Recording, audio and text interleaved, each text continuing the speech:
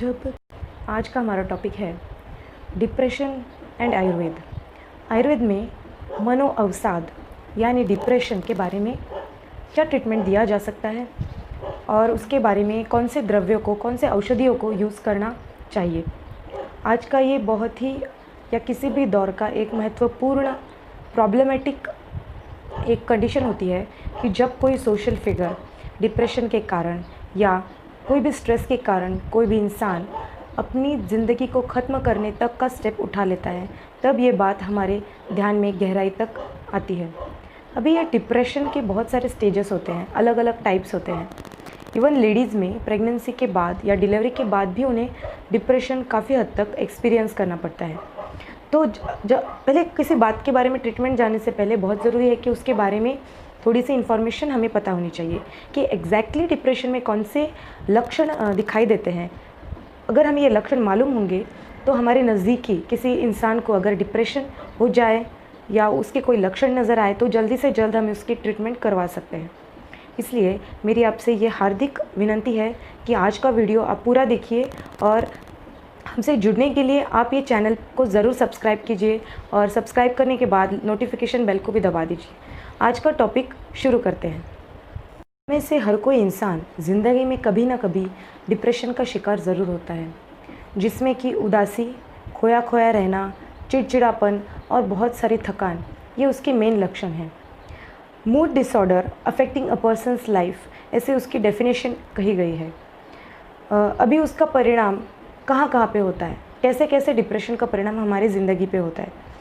सबसे पहले तो जो डेली के जो काम हैं, हर रोज़ के जो काम हैं, वो करना मुश्किल हो जाता है। उसके बाद वो व्यक्ति खोया खोया सा रहने के कारण उसे टाइम कहाँ पे चला गया है उसका पता नहीं चलता। उसकी जो प्रोडक्टिविटी लेवल है वो भी बहुत कम हो जाती है। उसे arthritis, asthma, cardiovascular diseases, obesity, hypertension, cancer और डायबिटीज़, यहाँ तक के इस प्रकार के लक्षण या व्याधि उसे हो सकते हैं। डिप्रेशन के दो टाइप्स होते हैं, शॉर्ट टर्म डिप्रेशन और लॉन्ग टर्म डिप्रेशन। अभी जो शॉर्ट टर्म डिप्रेशन है वो काफ़ी हद तक स्ट्रेस के कारण या किसी फेलियर के कारण हो जाता है। बहुत हद तक लोग उसे ओवरकम भी कर लेते हैं, लेकिन जो लॉन्ग टर्म डिप्रेशन है वो ज़्यादातर घातक होता है और उसके कारण ये सब लक्षण दिखाई देते हैं। अब आप कैसे पहचानेंगे कि इस महिला को, इस पुरुष को या इस बच्चे को, हाँ बच्चों में भी डिप्रेशन देखा जाता है, तो ये लक्षण हम कैसे पहचानेंगे कि इस व्यक्ति को डिप्रेशन है। हमारे परिवार में जितने भी व्यक्ति होते हैं उनके मूड का हमें ज़्यादातर पता हो जाता है कि उनका मूड हमेशा कैसा रहता है।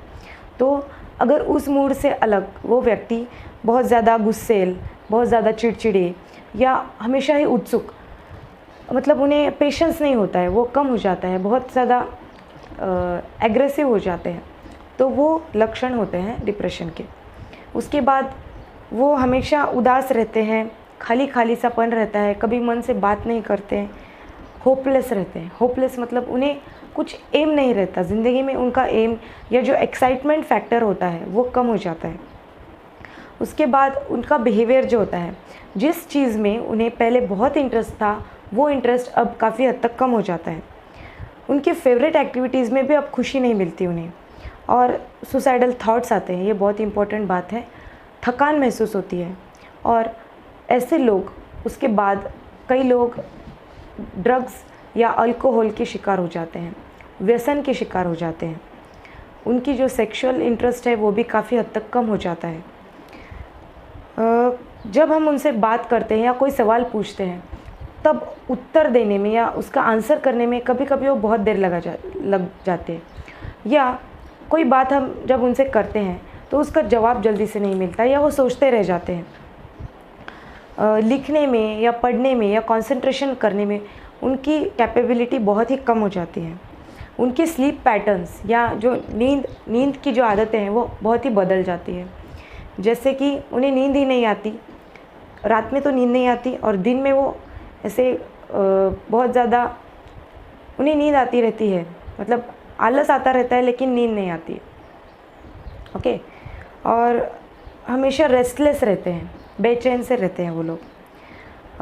बहुत ज़्यादा जब अच्छा खाना खाते हैं फिर भी उन्हें शारीरिक थकान, मानसिक थकान, बॉडी में हर जगह पेन्स या दर्द, सर में दर्द और बहुत सारे डाइजेस्टिव प्रॉब्लम्स रहते हैं, जिसके अंदर भूख कम लगना, ये भी एक इम्पॉर्टेंट लक्षण होता है।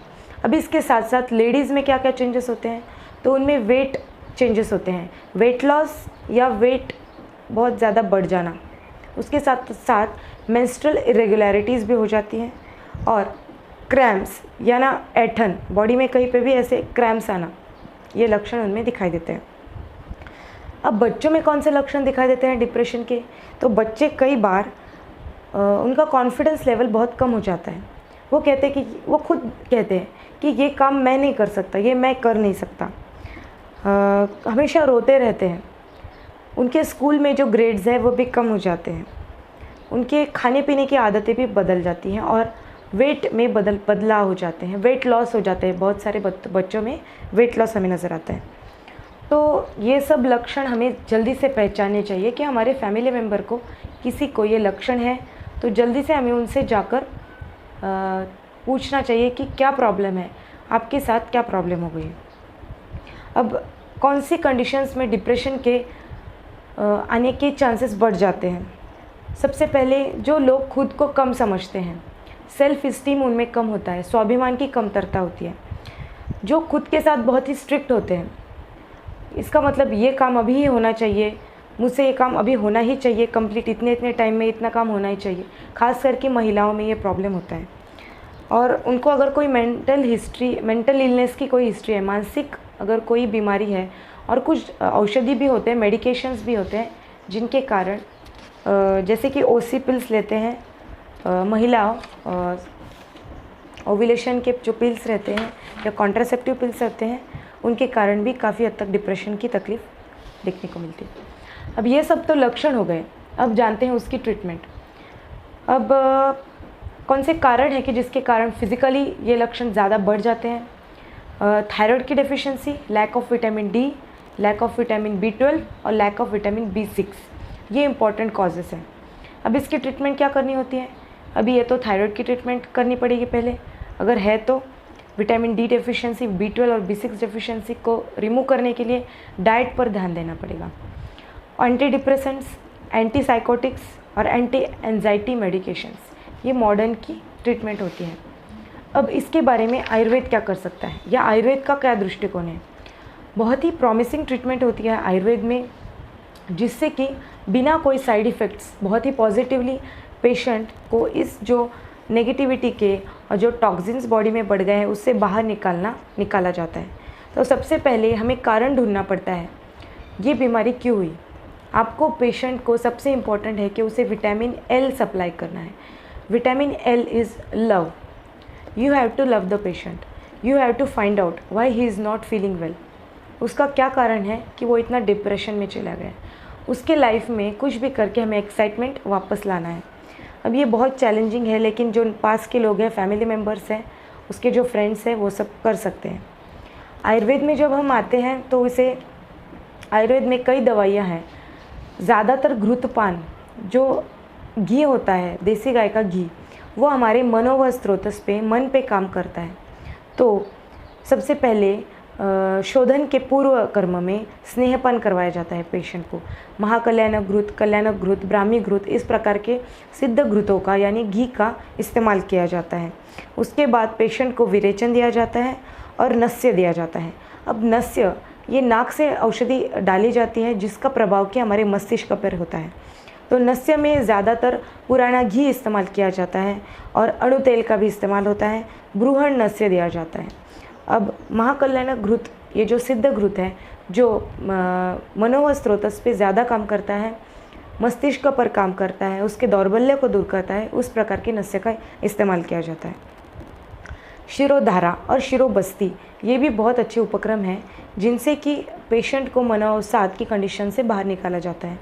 नारायण तेल हम इसमें इस्तेमाल कर सकते हैं।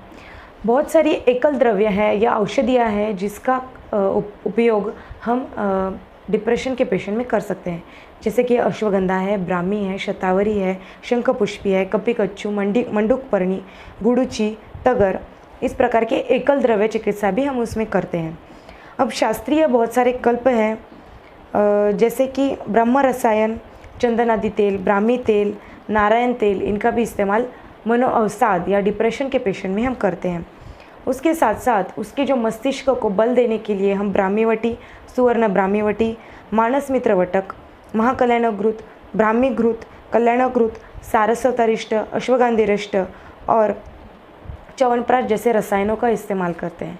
अब जब पेशेंट इन सब क्रिटिकल कंडीशन या क्रिटिकल अवस्था से बाहर आ जाता है, तब उसको मेंटेन करना है। हमेशा उसे कुछ एक्सरसाइज या योग आसनों से उसे मोटिवेटेड रखना है।